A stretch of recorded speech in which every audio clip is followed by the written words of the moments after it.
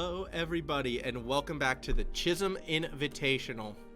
We have played a lot of exciting games. In fact, for all these teams it's been roughly 6 games, but with one more to go before moving on to the University of Queensland this Saturday, there is still one more match of significant importance to be played, and we're going to be fortunate enough to be watching it as Chisholm Green is going to be taking on STMC, battling for that all-important 3rd place. Now, the reason why 3rd place is important?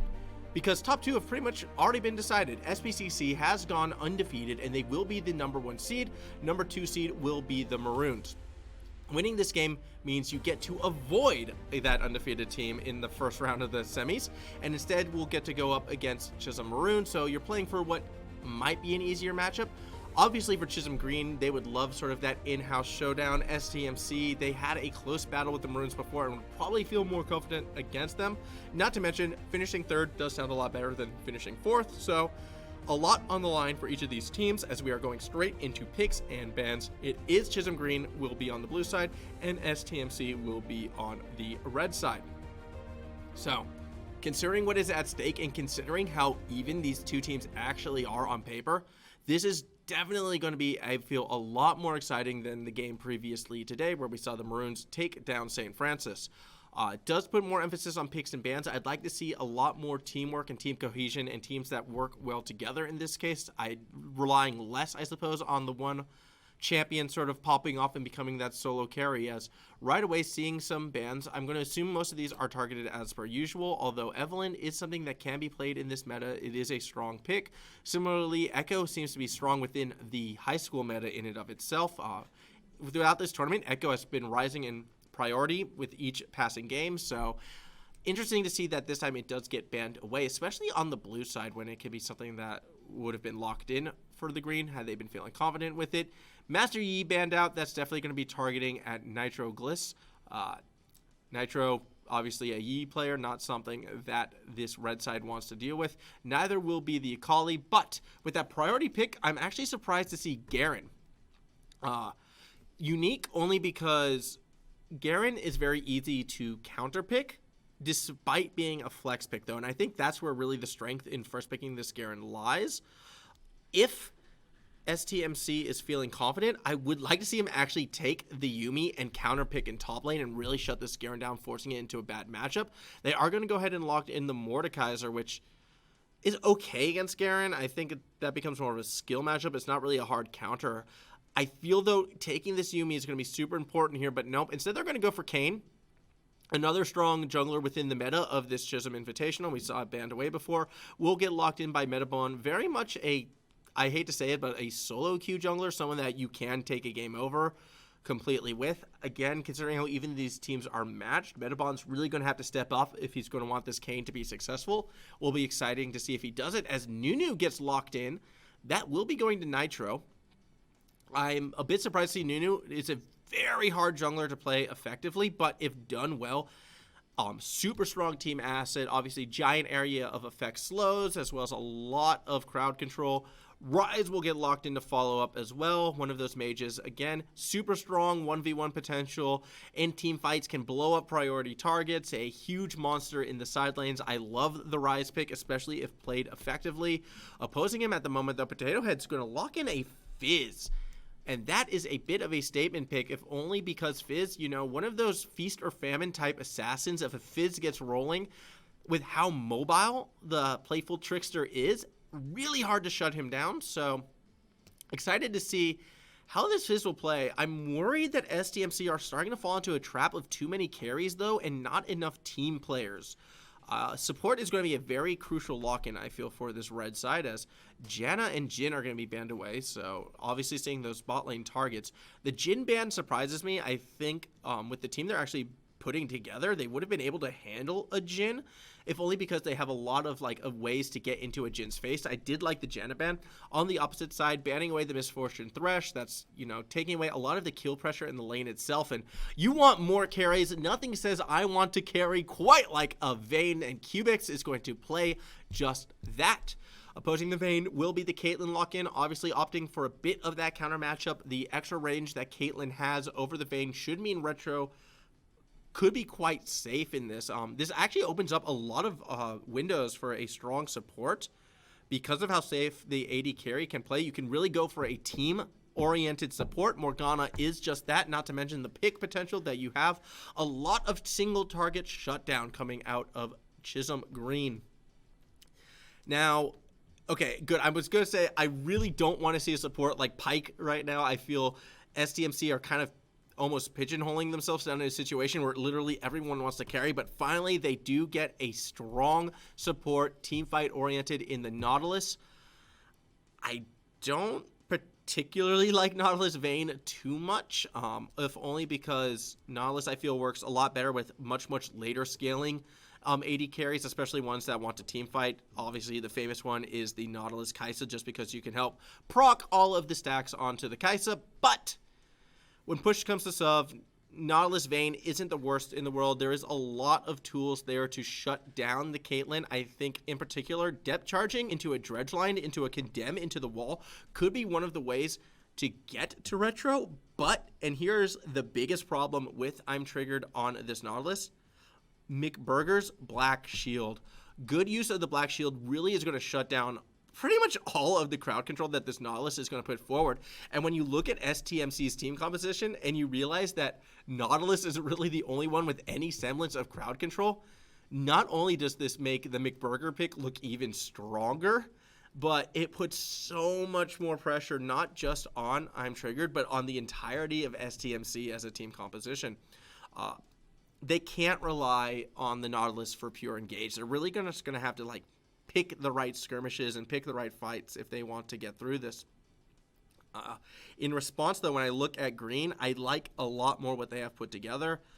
I'm not the biggest fan of the Garen top, but given the situation, I think it should be fine, because all what that Garen top is going to be used for, I feel, is either going to be side lane pressure and drawing people towards him, as well as, you know, a semi-solid escape. Just push the Q button, you get that movement speed, and you are out of there, and there's not really a lot of chase down coming from STMC's side.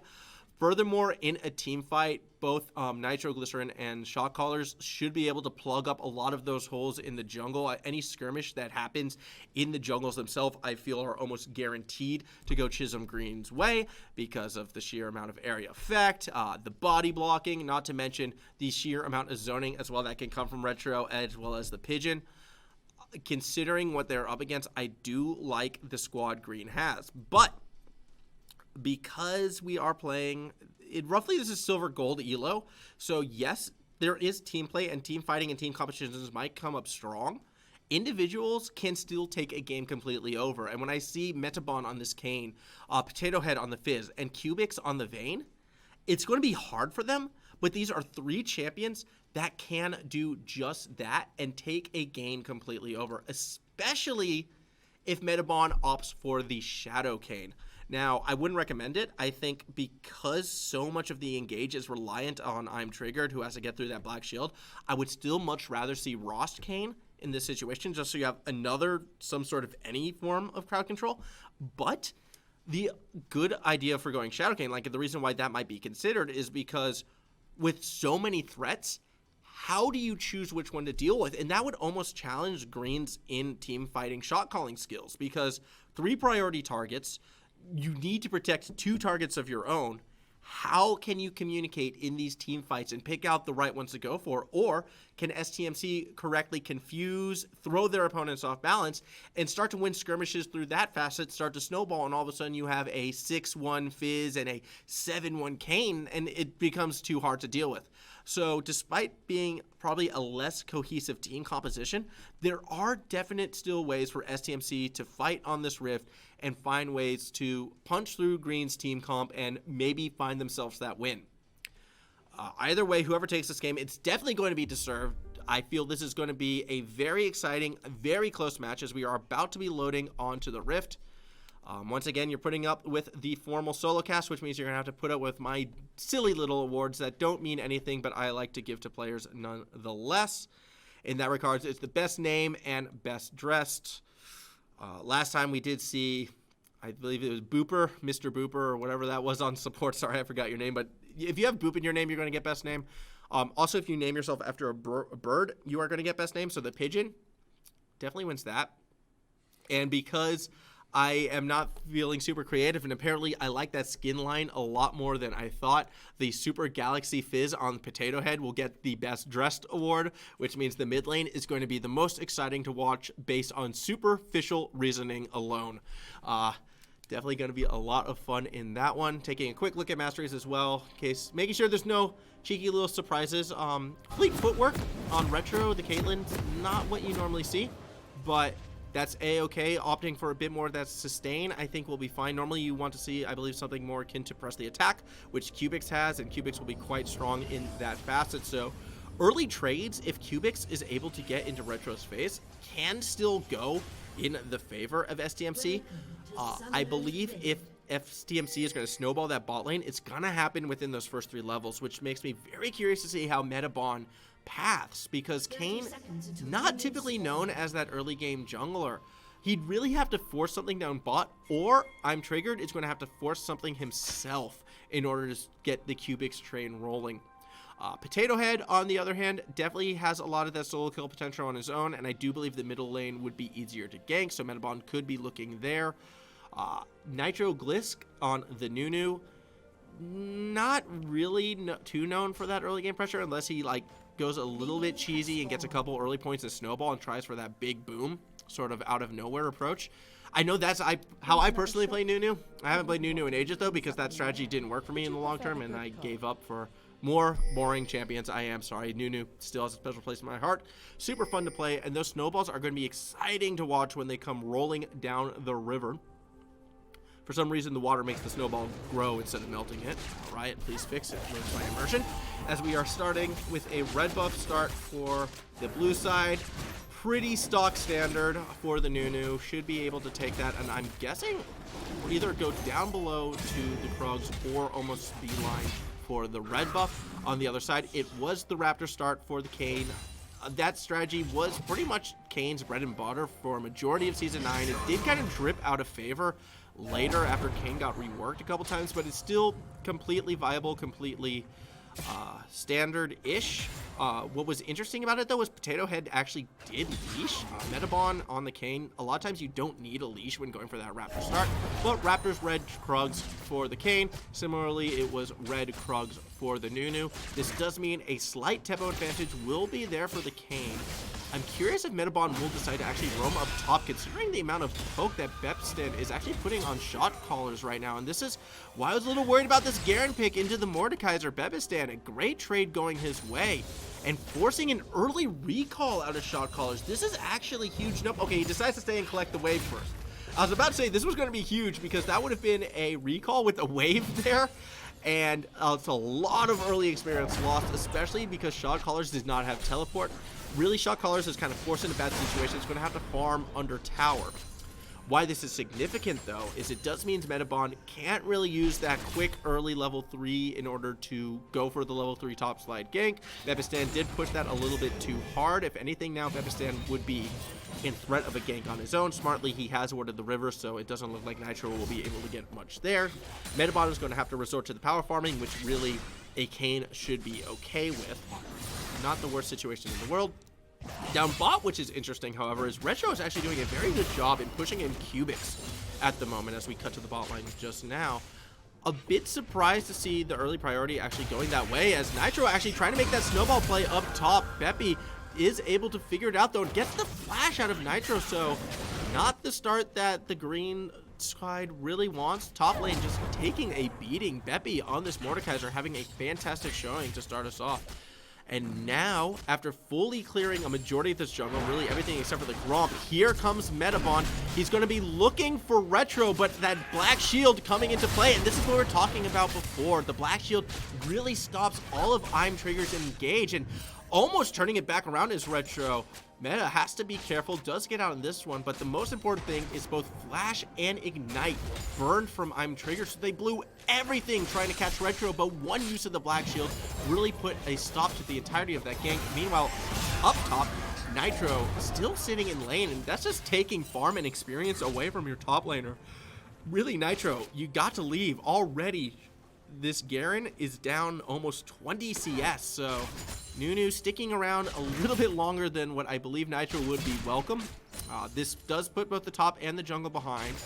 Fortunately for Chisholm Green, the gank side bot was saved by McBurger, so bot side going in favor of Chisholm Green, top side going in favor of STMC, and mid lane, which might be that decider lane. So far, it's actually a huge advantage for Potato Head, already looking at nearly 15 CS going the Fizz's way, but that recall does mean things might balance out as the Pigeon should be able to catch a wave scot-free. Plus, because the Pigeon has the teleport, he should be able to recall and match the item building and not fall too far behind. Pigeon, recognizing this, has also opted for the tier. In fact, he saved his teleport, so he did back get the tier, and that's probably where that CS differential lies. Pigeon's playing for that late game, definitely not a bad situation. He is still in his control. Flash burn from shot callers. A bit of a surprise there. Shot callers actually initiated that fight, decided he doesn't want any part of it, and has to burn flash to get away. So Beppy getting another advantage for him on the top side of this map, as Meta looking to make a play right now in mid. Pigeon will be the target, still has flash available, might have to use it, and barely gets out alive. So much damage thrown down there. Potato Head still has Ignite available. If that been dropped, that may have actually been a kill secured in our first blood. So safe play actually winds up costing STMC a bit, but with Infernal Drake on the map and Pigeon's flash burnt and having to back, I expected Pigeon really to teleport back up, but nope. Instead, he's going to take the long walk. I suppose with the wave where it is, it would have made for a hard Infernal Dragon push coming from STMC, especially because bot side was pushed in as well, but Vision is going to be secured by Metabon, and this Infernal Drake, definitely a huge priority, considering how much slower paced this game has been past the last two, and considering how much STMC really needs to get as much damage as possible if they want to snowball their advantages. I expect to see an Infernal Drake play soon. Beppy does have teleport. Shot Callers does not, so if the Mordekaiser comes down, the Garen would not be able to match, so it is numbers advantage waiting to happen for STMC, and I expect that to be the first big play of this game.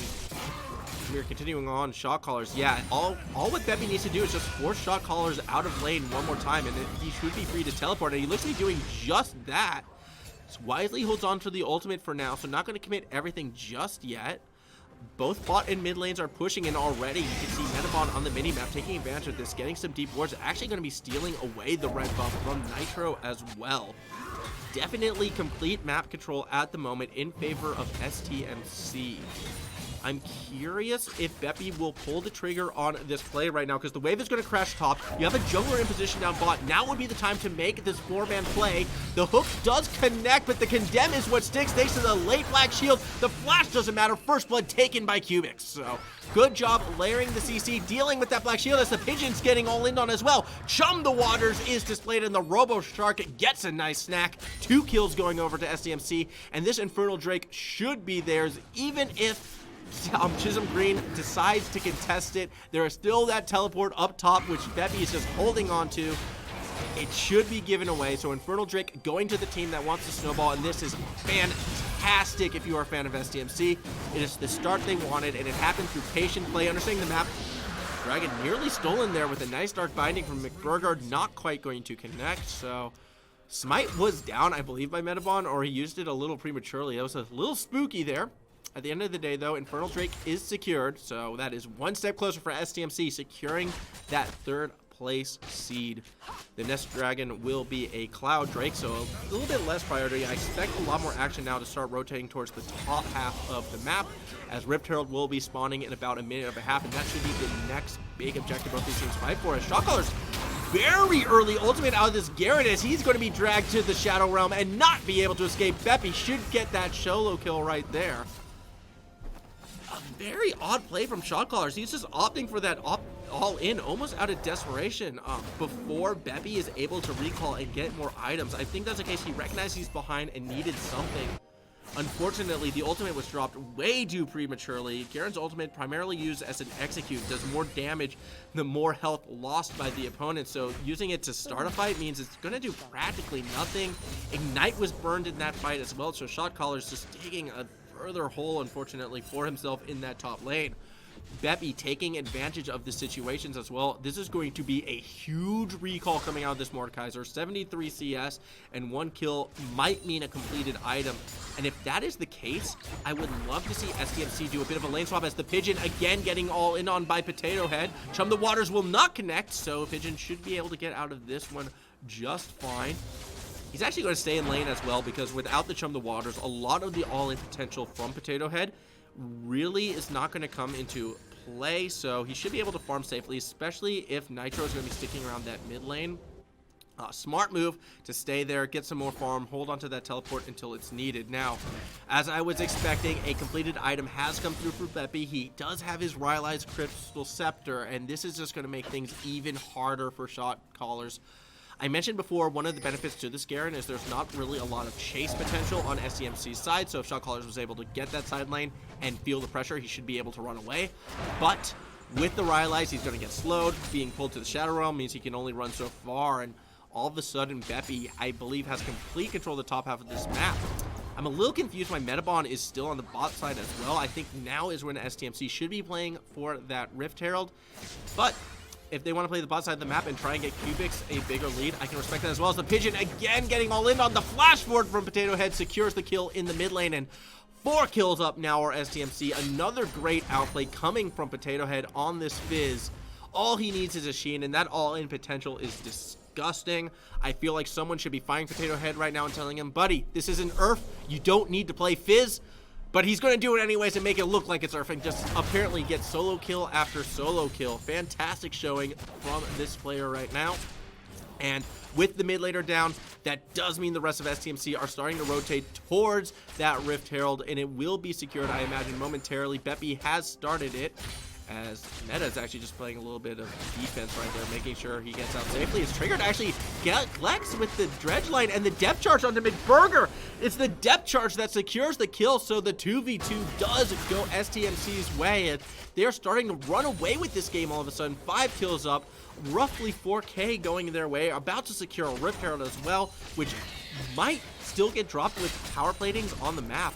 Fantastic showing as Retro playing a dangerous game right now, nearly got caught with the dredge line from I'm Triggered. That would have surely meant the demise of Caitlyn there. Needs to be careful, play it very safe.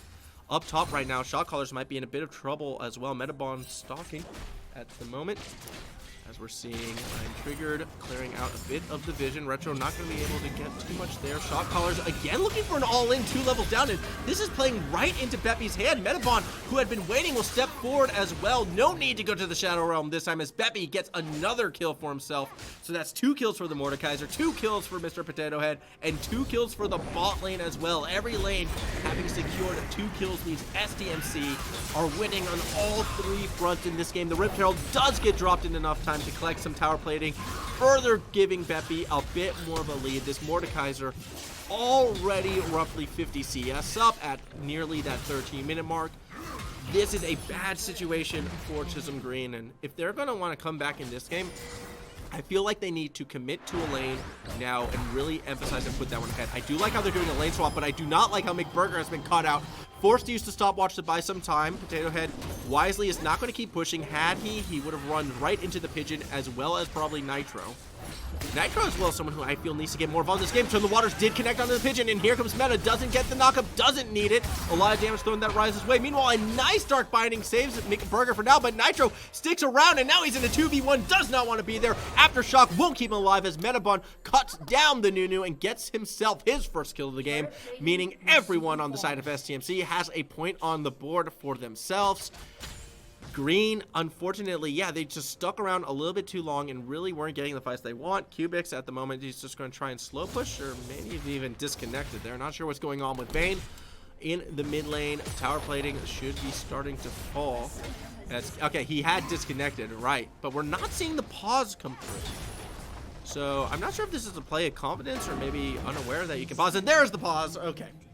So a disconnect happening from Cubics does delay game momentarily. We're paused right as STMC are also going to be securing that second Cloud Drake for themselves.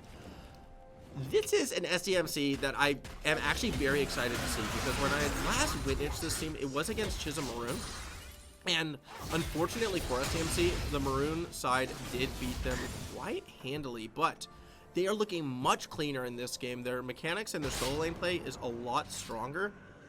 I still would like to see them play a bit more as a team, and I'm curious how they'll transition the strong early game into a strong mid and late game as we progress at this stage.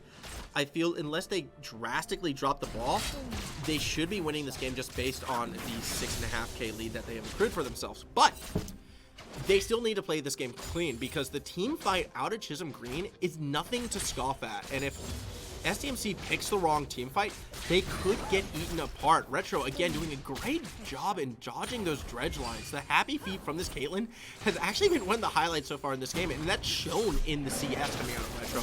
Actually holding onto a CS lead despite the rest of the game kind of falling apart around Chisholm Green.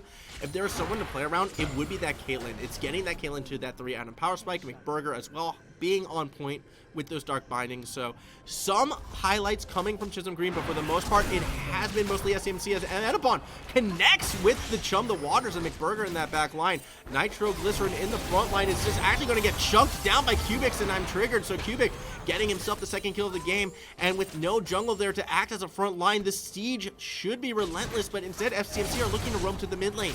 And this is what I mean about, you know, team cohesion and working towards objectives. It's something I want to see out of them. I feel they were in a perfect situation to actually go for that 4-on-2 tower dive and get themselves that bot lane tower. Instead, Potato Head goes back mid. Maybe they might try to make a play on the Pigeon, but the Pigeon still is going to be having Flash available. It's going to be a hard one to secure with no Chum the Waters as well. Pigeon turning it back around, and Metabon, despite being nearby, doesn't commit. And yeah, these are those flaws in the game that SDMC, moving forward, I do hope they've reviewed this VOD and learned how to play as a team. As yeah, okay, good Dark Shield does stop one bit of engagement. McBurger will be the new target. Metabon tried to come through for the tower dive, but this is actually a great Black Shield coming from McBurger, and keeping Retro alive, doesn't get knocked up by the tough charges, and will get out of that one. Meanwhile, Shotcallers doesn't really want that all in against Beppy. Beppy will be able to walk away. Shotcaller still kind of chasing, but needs to be careful. Is 2 levels down in that top lane, as the Mordekaiser is growing into more and more of a problem that Chisholm Green is going to have to deal with. Because while, yes, the team play out of STMC hasn't quite been there, sometimes it doesn't matter. At least in my solo queue games, it doesn't matter when you have a top laner who is just completely taking a game over. And that is what Beppy is doing at the moment, as the Pigeon stops the all-in at least momentarily, but Metabon's going to flash forward. He's going under the tower. Ultimate has been used and will be enough to cut down this rise. So Metabon getting a nice kill for himself. Potato Head is accredited with the assist, although mostly, I have to admit, that was this Cade.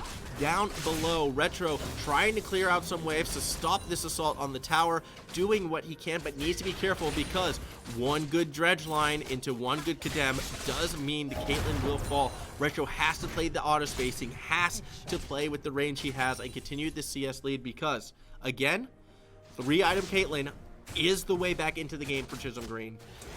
Knowing that, though, I'd like seeing Nitro trying to help out the top lane. I'm a little worried this is too little too late, because that is a 5-level difference, and Beppy is just going to demolish this Nunu. 3rd kill of the game, the hat trick secured by Beppy. All 3 of them solo kills as well, as Beppy stand 100%. The top half of the rift is his, and he is going to challenge anyone who steps towards him. Shotcallers, though, appears to be answering that call and is stepping right towards Beppy, dropping the Ignite as well. He wants this fight, feeling confident having hit level 11 and that second point in the ultimate, but now realizes, uh-oh, this might be a bad idea. It's trying to flash away defensively. The Q is dropped, and this is that running away ability, but he runs back in instead, drops the silence, buys a little bit of time, but the hammer will fall, and Beppy gets his 4th kill of the game. And I hate to sort of repeat myself here, but again, it's like almost these desperation engages coming out of Shotcallers. He's not playing around his team, and he's not really understanding the champion limits at the moment. It's just thinking, uh-oh, scoreline, I need to do something. This Mordekaiser already has 2 items, and Shotcallers doesn't have any, despite being a level down. It's just not a fight that Shotcallers can afford to take at this stage. And Beppy, if you're going to walk into him, you know he's going to take that fight, and he's probably going to win it as well. So Beppy, I feel, has been just a real beneficiary of being in the right place at the right time. Black Shield not quite needed. Oh, depth charge into the Black Shield. A very surprising ultimate coming out of I'm Triggered right there, and that's one that kind of stops that engage as it starts. Retro would have been the better target. They're playing this fight on no mana. I'm curious if they're going to wrap around. Instead, they're content to just make their way towards the Cloud Drake instead. Triggered's going to go ahead and clear out some vision during the process as well. Eyes are on Nitro. He is starting to make his way up towards the team. What I find interesting is Beppy is actually starting to move his massive advantage around as well, helping out Potato Head take the mid tower. And we're starting to see towers fall. We're starting to see, you know, the Vice be dropped more and more onto Chisholm Green. And if Chisholm Green is going to fight back in this one, they need to find a way to stop this Blading Man. Getting hit by Chum the Waters is not the way to do it. The CC train is there. A Black Shield and Flash is used, but it won't be enough. Potato Head gets the kill down below. And in the mid lane, Metabon is able to find Pigeon as well. So 2 more kills picked up for SDMC as they are content to keep marching towards this 3rd place seeding. Mid tower will fall, and with that, I imagine more pressure will be put back on bot. Nope, tower stays up for now. Good sidestep by Retro to keep his team going. Beppy and Metabon will be able to walk away safely. The bot tower did fall, so all the tier 1s are gone. As all this is going on, Shotcallers is able to push a wave into the tower, but he's taking a couple tower hits. Needs to be careful. Fortunately for the Garen, everyone else is still in the bot half of the map as Beppy and Potato Head, again, trying to just lay claim to the bot half of the jungle, saying, come through, we dare you. Smart move by Green, not falling for the bait. They won't be stepping into any death bushes now, but because they have to take the long way around the jungle, that second tower will fall in the bot lane. So good use of defensive positioning by STMC does enable them to get a second tower on the bot side of the map, and it feels like in the past 4 minutes we've seen about 4 towers fall in quick succession. Metabon, he knows Shotcallers is there and walks right into it, so a fight between jungle and top. Spinning to win is Shotcallers, but I'm not sure he's going to win this one in the end. Actually does force Metabon away. Unfortunately, down below, Caitlyn finally did get caught, and Retro will fall. Here comes the giant snowball. This might be too little too late. You do have some help with McBurger on the other side of the ball. Up top, the Kayn and the Garen are still going at it. Good idea to dodge the spinning by going into the ultimate, and that should be a kill going Metabon's way despite being ignited at the end. Chum the Waters also will connect onto the Pigeon, and a big hungry shark will bite down on this Rise. 4 kills across the map for SDMC. It's only McBurger alive, and all of a sudden those towers in the base are under siege. McBurger sets forward, misses with the Dark Finding, and the Playful Trickster gets yet another through use of the Ignite. This is turning into a disaster for Green as it appears everything is falling apart at the seams. We're looking at a 14K lead, I'm sorry, in favor. No!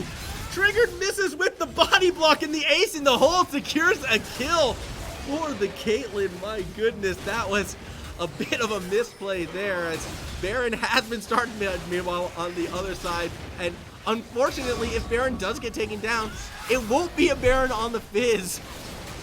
That is one of those things where if you are that Fizz right now, and you are playing in solo queue and not in a competitive tournament, you are heavily tempted to start dropping those question mark pings on your support.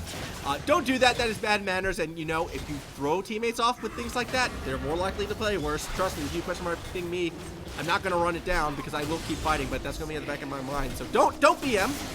But also, if you can body block by just standing still, please stand still in the near future. I'm triggered, a bit of a misplay there, but that is a-okay. At the end of the day, it is still, I believe, actually 5 buffs because Potato Head did respond. No harm, no foul. The only thing they need to be worried about is the fact that Retro has gotten himself onto 2 items. So we are 1 item away from a possible dream team fight-like scenario with Retro on this Caitlyn. It's going to be tricky as Potato Head looks to have caught Nitro in his own jungle yet again. Fizz cutting down the jungler once more. Nitro having a rough game. Potato Head will miss with Chum the Waters. Good side step for Retro, who walks back towards it and got hit by it. Look how much damage that did, and now Retro needs to be careful because Beppy is looking for it, and he can take him to the Shadow Realm and take McBurger out of this fight. Potato Head as well, starting to march forward. He does have the Baron buff, and this means bases will be under siege. Shotcallers has walked a wave to that top tower, but he might need to come back and help his team out in the very near future. Good wave clear coming from Pigeon and Retro, though, means that STMC, they don't want to force any team fights just yet, or now they will. Retro step too far forward, has to flash out defensively, but the STMC train is rushing at him, stays alive thanks to that fleet footwork. I questioned it before, but it saves him now. So Retro somehow gets out of that one alive, had to burn heal, as the tower is now under siege. Pigeon's the only one there to defend, and he will get cut down by the Metabon Potato Head duo. Potato Head still wants more, forcing Nitro back. The tower just getting wailed on by those Baron empowered minions as well as a majority of SCMC. They'll get the inhibitor as well, and their eyes will then move towards the bot side because Cubix is already there. Shot caller pulled in. Potato Head not going to go for that all-in, at least just yet. Nitro had the snare in place, and here comes Untriggered. Connects with the dredge line. Nitro the target. Chum the waters hits. Nom nom nom nom goes the shark, and he cuts Retro as well. So 2 kills, a third in fact. This is SCMC looking unstoppable. They are mowing through Chisholm Green, and they have only a Nexus to go before securing that 3rd seed. It's up to the Pigeon and McBurger to try and stop this relentless assault. Can they pull off the miracle? It's 2.5 items. It might be enough for Retro if he was in it, but the Nexus towers are already gone. Triggered a bit of a hex slash to escape as the Nexus falls, and STMC secures the 3rd seed at the Chisholm Invitational. Deep breaths, relax, post-game analysis. So, what we learned from that game is STMC, with the lead on their individual laners, definitely can push that advantage. You do not want to give Potato Head an assassin, obviously, because he will go for fights and more often than not come out on top. But, and this is a big but, STMC's team play wasn't really on display on this game. Now, granted, it didn't need to be. They were able to fight through a lot of these just pure skirmishing alone. And I feel this was the case at Chisholm Green, unfortunately, similar to what we saw before out of St. Francis, kind of falling victim to a lot of these skirmishes just because of a lot of the pick potential through the Chum to Waters, through the dredge lines as well, that it was hard for them to escape. McBurger, for the most part, was pretty good on those black shields, but unfortunately wasn't quite there enough of the time to keep the team super safe until that late game where they might have been able to fight back. But realistically, if you're Chisholm Green, you have to do your best to not let the game descend to a situation quite like this. SCMC, they looked strong, obviously. I mean, when you win in 24.5 minutes, 24 kills to 2, like nearly a kill a minute, you're looking very, very good. I'm still questioning how they're going to fare up against the Maroons come semifinal time, because the Maroons are a team that's shown they play like a team. We saw that earlier today. SCMC, still haven't seen that from them. I've seen great individual play. Can they bring it together to play as a team? As for Green, I think it's worth noting that there were substitutes on this team, so they weren't playing to their full strength just yet, but there's a lot they need to do, especially in terms of playing from behind and how to try and find correct fights. Similarly to St. Francis, these are 2 ways that these teams can improve on. Naming an ace and MVP. If I were to name an ace first and foremost, I want to just give it to the bot lane in general. I mean, a lot of credit to Retro for coming out on top in CS in that lane, Caitlyn versus Vayne. But I feel Caitlyn should have the CS lead there. And really, if I'm looking at who had the largest impact on the team as a whole, McBurger, I'm still going to give it to him just through the use of those black shields. While, yes, the team still did die a lot, the black shield play was actually phenomenal, and it did save Retro more times than not. So McBurger will get the ace award in that regards. As for MVP, I'm going to go ahead and throw it up to Beppy in a game where really it felt like this Mordekaiser just took the entire top half of the map and made it his, whereas the rest of the team was still skirmishing and fighting for the bot half of the map. There was nothing Chisholm Green could do to that top side. Granted, a lot of those engages were people walking towards Beppy, but again, confidence. He stood tall, understood the champion limits, and just took him down each and every time. The gold lead speaks for itself when you look at the top lane, so I'm going to have to say Beppy was the MVP in that game. With an honorable mention going to Potato Head, the Fizz play was phenomenal. And maybe this is personal bias, but I harbor a deep grudge to Fizz as a champion, so it's really hard for me to give him a MVP award. Playful Trickster, very much though. Great showing. Not to take anything away from Potato Head, he did play that well. I just thought in this instance, Beppy will be the MVP. And on that note, that brings us to the conclusion of the group stages. Moving forward, on the 9th, we will be having a live LAN event at the University of Queensland, where our top 4 teams will be competing for a chance to take home the title at the first ever Chisholm Invitational. SPCC will be taking on Chisholm Green. Chisholm Maroons will be taking on STMC unless something very drastic happens to the scheduling.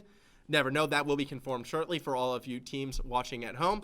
And for St. Eugene, Trinity, and St. Francis, I'm offering a huge thank you for participating in these tournaments. Obviously, high school esports is a growing phenomenon, and by taking part in events like these, you're only helping this wonderful scene grow.